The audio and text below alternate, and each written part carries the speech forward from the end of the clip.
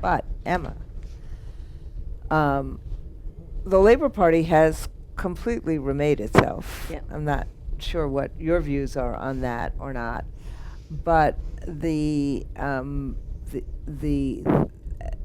was no one who was predicting that the Labour Party wouldn't win, even though it sounds like there's not a lot of popularity from what we read. There's not a lot of, it's like a pox on all your houses. Yeah. It sounds like from what we're seeing across the pond. I love saying that. But tell us what happened in the UK. Yeah, thank you, Randy, and thanks so much for inviting me here today. It's really exciting meeting to be part of, to hear from other people, their experiences, and this kind of renewal of democracy, renewal of hope, and the rise in the far right is something that we're seeing in the UK as well as globally, and it's concerning, and we really need to unite and do something about it. So, just to talk a little bit about where we are politically in the UK at the moment, we had our general election on the 4th of July. Now, it didn't take us by surprise as much as the French snap election did. We were expecting an election this year because it's been 5 years since our last general election. We have them every 5 years, but it's up to the government to set the date. We were expecting it to be the autumn, November time. So when the previous Prime Minister, Rishi Sunak, announced that the election would be on the 4th of July, that took us a bit by surprise. We weren't really expecting it to be so soon. But we had the election, and the Labour Party were elected after being in opposition for 14 years. Now, we've had 14 years of an austerity government, 14 years of austerity, and coming towards the end of the government, as Randy just said, everyone was pretty certain the Labour Party would win.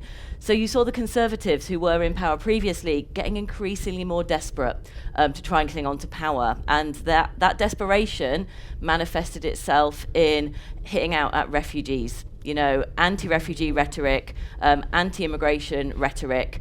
Instead of taking the blame for the fact that you can't get a GP appointment, your children's class sizes are over 30, the roofs are falling on our children's heads, can't get social housing. Instead of the previous government taking the blame for that and saying it's 14 years of austerity that's left us in this mess, they're pointing at the coastline and saying it's people coming on small boats here seeking sanctuary. That's the problem. And sadly, people were buying that. And we can maybe talk a bit about the far right. We've got a Labour government for now, but we can't ignore the rise of some far right parties in the UK, and we have to be taking that really seriously over the next 5 years and keep that in the back of our minds. But just to come back to where we are currently politically, Labour have inherited a real mess after 14 years of austerity. We can see the impact of that as educators. At the beginning of this academic year, a large number of schools were closed because the roofs were falling in on the children's heads. Literally, they were told the next day, you can't come to school for 2 weeks, we need to make the buildings safe. So, we're spending 3.9% of our GDP on education as opposed to 5.5% in 2010. So over 14 years, that's the amount of money that our schools have been losing. And we're seeing the impact of that. Educators, parents, as I said, the roofs falling in, class sizes at a record high, shocking levels of child poverty, really horrendous levels of child poverty, children coming to school hungry in one of the richest countries in the world. And of course, that's had an impact on teacher pay. I'll wrap up soon because I was told 3 minutes, so I kind of want to... Go. Our children are paying the price for that, and our community is really hurting. And I think that's something we need to bear in mind when we see the rise of the far right. We need to realise why people are looking to people who are peddling lies, but why they're believing those lies, why they're clinging on to that, because we see the impact of 14 years of austerity. So we do now have a Labour government, but in the run-up to the election, Labour weren't making the commitments that we needed them to on funding and on education. Education wasn't at the heart of the general election in the way that we wanted it to be. And I'll talk a little bit later about what we did as a union to intervene in the election. If that would be, I'm guessing that would be useful. Yes. That's kind of what we're here for. But Labour weren't making the commitments that we needed them to on funding. And they tied themselves to the previous Conservative government's limits on public spending. They said until they can see economic growth. And what they've been saying over the last couple of days is that they've really now started looking into the finances. They've only been elected for 3 weeks. They've started looking into the finances and found a big mess. So we can't be too hopeful of what's to come. We are putting pressure on to say that education funding is the most important investment a country can make. It's the investment in the future of our country, and we're desperate for investment in the future of our country. And on the notes, when I had these notes originally, I said that it said that the government were going to have to make a decision on teacher pay. We had a decision on teacher pay yesterday, and last year we went out on strike, the National Education Union. We took 8-day strike action, and we managed to get 6.5% pay increase. And the Labour government who have just taken over, they knew that they needed to make a decision on pay fairly quickly, because that should come in from September. So schools need to know what they're budgeting for, how much they're going to be paying teachers.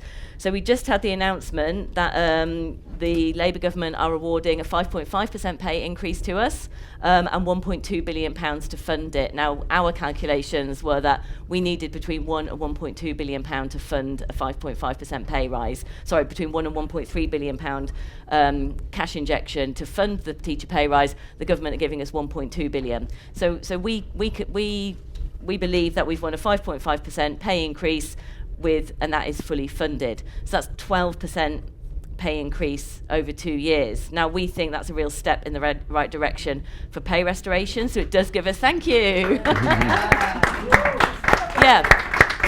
And what's even better is that before the government made the announcement on pay, they said that they calculated that last year's strike action cost £300 million a day. I think I'm right on the figures there. And they wanted to avoid that. They wanted to avoid that. We had a live indicative ballot. You know, we could have moved to a formal ballot if we'd wanted to. We had that in our back pocket, you know, but we said to the government, well, let's see what you're going to do.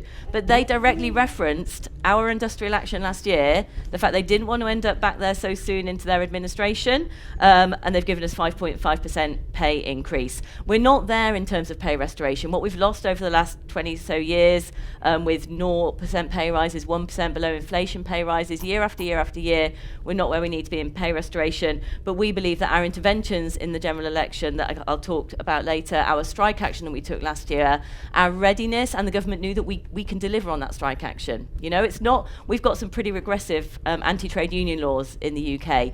We have to get over 50% turnout in our ballots, and they have to be postal ballots. So we have to work hard to get that ballot out, but we did it in the NEU. We organised, we had our reps active on the ground, and we delivered that ballot results. The government know that we can do it, and they've given us 5.5% fully funded this year.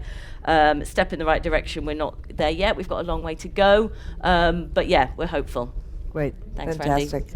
Randy. Nice. So, and I'm going to get to that second set of questions that I'm going to do is really about education. Yeah. Okay. So, but the first is, so